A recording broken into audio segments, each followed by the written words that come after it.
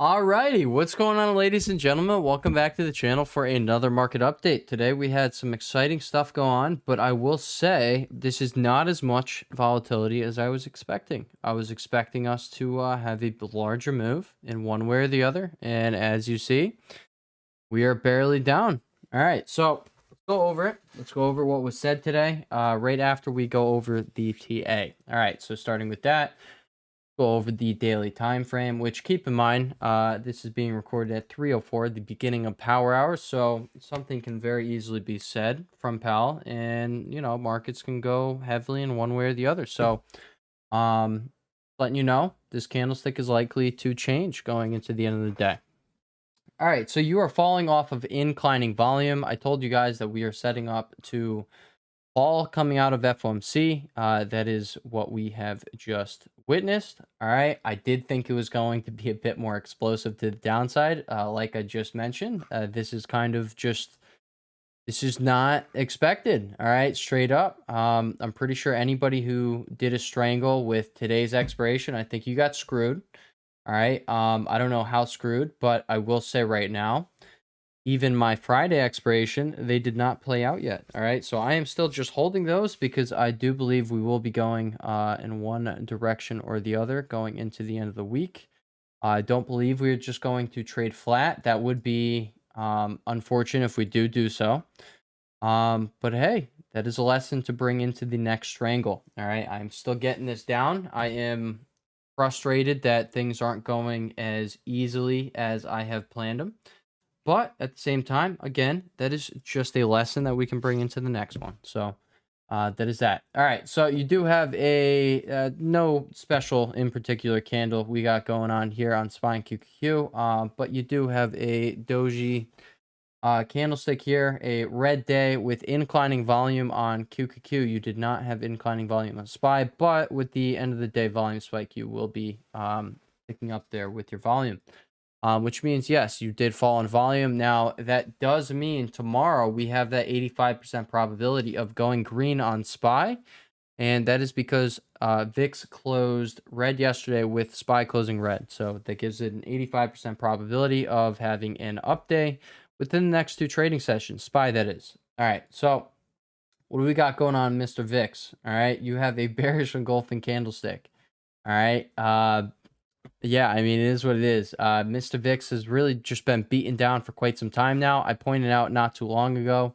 I think it was actually on the weekly report I pointed this out. We do have our RSI is just so low here on Mr. VIX. All right, let's just put a horizontal line there, and let's just see what are the other times that we have gone down here. Okay. Let's put it right there. So we are right around 35 right there. You had that, and then you had a massive spike upward, almost 100% right there. You had that, and then what happened? You had, again, almost another 100% spike there in the upcoming month. You got over here, and what happened there? You had this massive, almost 100% spike there. You had this over here. Oh, look at that. Another 100% spike. Oh, you're down here? That would be just about right there. Not a 100% spike, but you had a 40% spike right there. Over here, you had a very quick 60% spike right there. Yeah, over here. You had, now this, I will say, you kind of just stayed down here for quite some time. But you did end up having a decent spike right off the bat. So I guarantee that did produce some tradable price action on Mr. SPY. So yeah, the only reason I just went over that is to show you guys, hey guys, when VIX gets down here on its RSI, you do typically see some action. All right. I'm not going to say like I don't have any targets on the board. I don't have really any expectations here from Mr. VIX. I've told you guys what has been going on with Mr. VIX, how they have just been, curb stopping them behind closed doors. They gapped the SPY up overnight. They gapped the S&P 500 up overnight. And then they let it fall throughout the day, or not fall throughout the day. They gapped the S&P 500 down overnight, and then they let it rise throughout the day, which allows Mr. VIX to get the crap beaten out of him. And that has been what has been taking place for quite some time, but that does not excuse where we are right now on that RSI. I do expect we are about to get some action here to the upside of Mr. VIX, and I do think we're about to start our downfall here on SPY. Oh, what is happening, Joy? What is Mr. Powell saying? All right. I do wish I could go listen to that, but I had to stop so I could record this video, and I will go back to listening right after I'm done with this video. Just letting you guys know. All right. This is 100% advice, guys. If you are in the market, all right, if you have any position in the market, and FOMC comes around, go listen to Powell talk at 2:30 each FOMC meeting. It like literally always produces some tradable price action. Now, I'm not going to say anyone should try and trade this because it is, I mean, it's quite speculative considering you are literally trading what Powell is saying. But I'm just saying, guys, anybody who wants to know where the market likely will be heading in the next few weeks, well, that's what Mr. Powell is for. All right. All right. So let's finish going over the technical analysis. All right. We went over VIX. We went over that. Okay. QQ and SPY, your oscillators, they're in the same spot. All right. Nothing really new has changed there. And look at that. You're literally coming right up to your resistance here on SPY, and you were rejecting at it. Oh, what's happening on QQ? You came right up to your resistance. Boom. You rejected at it. Now, I do want to point out this because this is something I noticed today.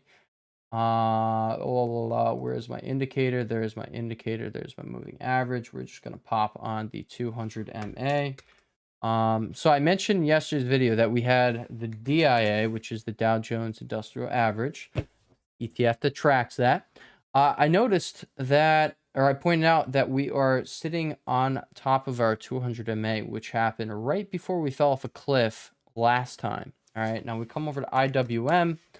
Look where you are. You got right on up to that 200 MA. Now, I will say right now in Webull, it actually shows IWM hitting its 200 MA. So that is the thing. Oh, look at that. That falling wedge ended up playing out. But yeah, look at that. You do have this clear as day bearish divergence going on right there. Just saying, guys, you have a recipe here for disaster on the indices. I don't know if the magic market gods are going to hold the markets up till after midterms. I have no idea. All right, no idea. But I will say right now, whenever they decide to let it go, you have a technical setup that suggests you will be seeing downside.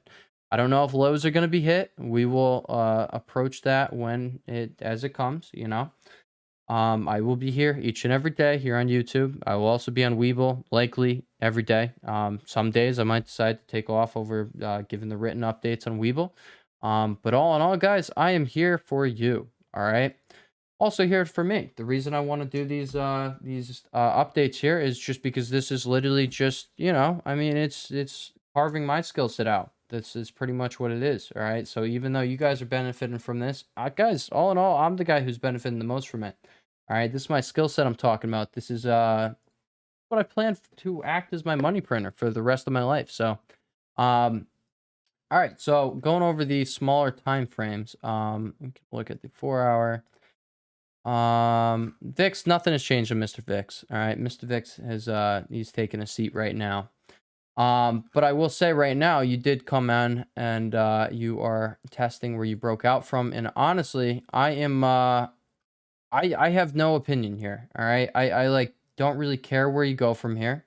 You guys know my position. I do still have my puts. All right, I got all my December 16 puts. I got half of the November 18 puts that I took a while back. And then right now I'm just sitting on that strangle. All right. So I'm waiting for the market to go one way or the other for that strangle to make money.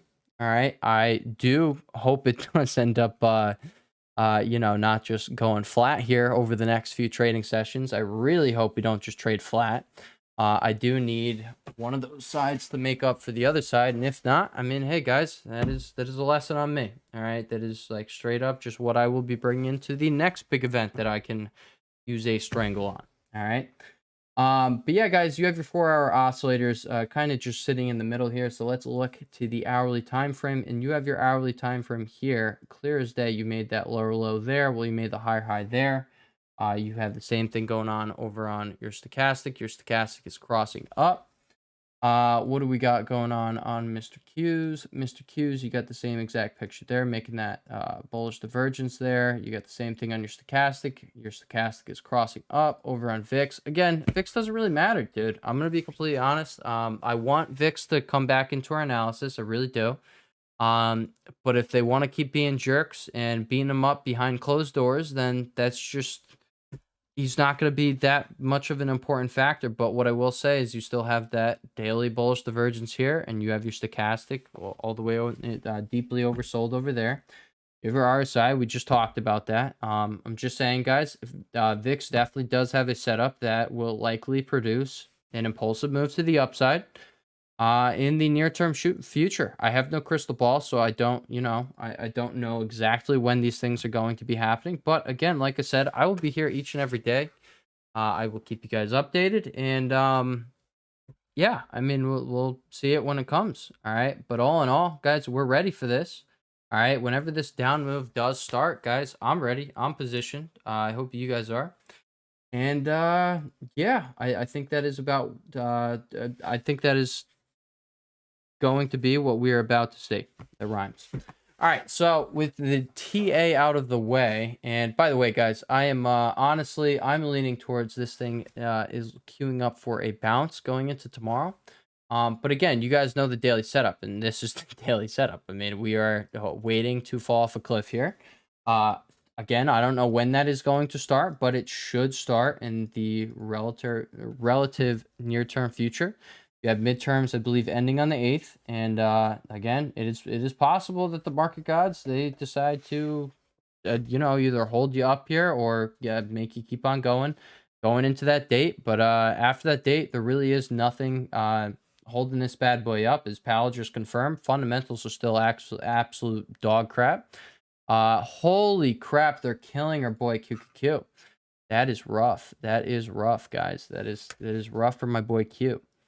All right, so let's go over what Powell just talked about. All right, so, oh, sorry about that. So the first thing I will say is that, and I think there were 3 things that I wanted to bring to you guys, which was, number 1, we had Powell saying that we are nowhere near a pivot. He's pretty much publicly laughing at the people that are saying a pivot is right around the corner. He's like literally, like, without laughing at someone, how can you laugh at someone publicly to their face?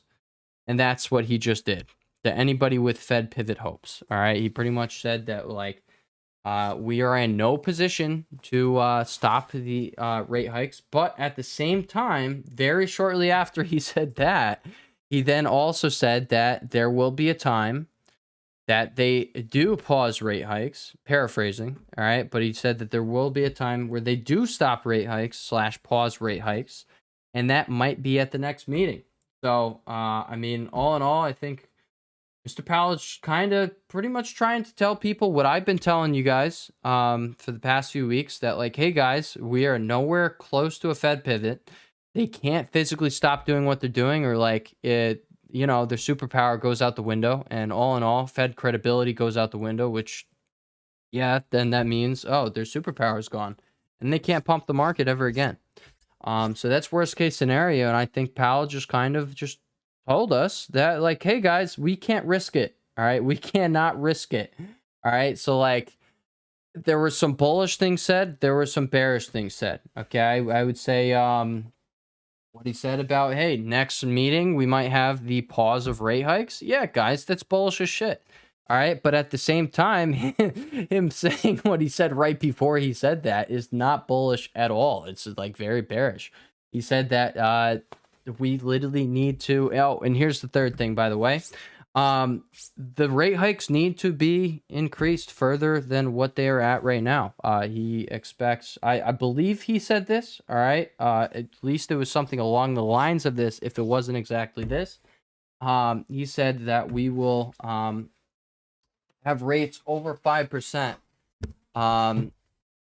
Yeah, just that's it. All right. Rates are going to be higher than what the market is currently pricing in. So that immediately did cause some big red candles here.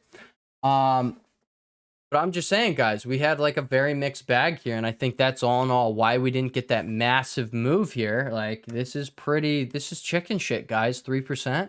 What the hell? I'm kidding. I'm kidding. I'm kinda kidding. I mean, I'm gonna be straight up with you guys. I was definitely expecting more action than this. But at the same time, I mean, it's whatever. The market can do whatever it wants. Whatever it wants. Remember that, guys. You will never be correct. The market is always correct. All right. So all in all, guys, we have like all in all, he was like hawkish as shit without trying to be hawkish as shit. Like, I don't really know how to say it. Oh, by the way, guys, bullish divergence that is carving out right now as we speak. Does look like you were going to make a new low there, and then you were probably going to end up bouncing back. Now, I'm gonna be honest, guys. I like literally don't care which direction you move in, because I still have the strangle. I just need you to move one direction by Friday. All right, I need you to either come up here or I need you to come down here. All right, it is literally one or the other. I think I am going to get that. I don't think they're just going to trade us flat, but at the same time, that is literally what dealers do best. They take money from us, and by doing that, or to do that, they have to trade it flat. So, I mean, honestly, like, I want to say it's like, you know, like it's not going to happen, but they very well can trade us flat. So, yeah, I mean, maybe pain is on the horizon. Guys, update. By the way, I got 2 updates. First of all, guys, I'm a dog trainer now. That's pretty cool, right? Dog trainer by day, 3 or 4 times a week. I am currently going through my training. That is fun. Number 2, told you guys that my car was totaled. I think it was like a month and a half ago. The car is not totaled. All right, they have deemed it not totaled. There's only been $4,500 of damage on it, so it is being repaired by State Farm. So I am excited to not have to go car shopping, guys. That was just so. I'm gonna be honest. I just really didn't want to go car shopping. Like, car shopping sucks, and especially like right now. I'm serious, guys. You're not finding a cheap used car. It's just not gonna happen. You could go get your any car. It doesn't matter. Go get it. Find a 2010. It's probably gonna be around $10,000. Doesn't really matter what car you got. All right. That's just the matter of the situation right now. Is like, hey, or the reality of the situation right now is like, hey, all cars are just massively overpriced right now. It's ridiculous. But yeah. All right. And just to tell you, like, just to really show you guys like how overpriced the used car market is right now. Just know, like, guys, for $2,500, I want to say it was 3 or 4 years ago, I got a Toyota Corolla 2006 S with anti-lock brakes for dude, it was like $2,500. Like, it was not a lot of money. And now, dude, you're not finding shit. Oh, keep in mind that car had like, I want to say it was like 150,000 miles on it. Now you're finding a car with 100,000. You could find that exact same car, and that car somehow is close to $10,000. Perfect logical sense we got going on here. But yeah. All right, guys. So all in all, we have a holy shit. What did Mr. Powell say, dude? You were tanking the market. I mean, that's fine by me. I just need it one direction or the other. I was honestly really hoping we did go to the upside, guys. This setup was just too supreme. This pushing up to the 200 weekly moving average. If we did do that, guys, holy crap, that would have been such a solid short entry, just like it was over there. But yeah, guys, we are not, what's it called? We did not come back and retest this. We actually just came back and broke right through it. So, I am now going to take off this downtrend because it is no longer relevant. I'm going to keep that resistance on there. All in all, guys, you guys are, we're falling back down here, like almost guaranteed. All right. That is your next level of support down here. That is at 376. I hope that happens, yo, because I am going to be making money if that is the case. I am excited. All right, guys. So with that being said, will I be making money? Yeah, I got Qs. I got the 270, so that works. That does work. All right, guys. With that being said, I'll catch you guys in the next video. Peace.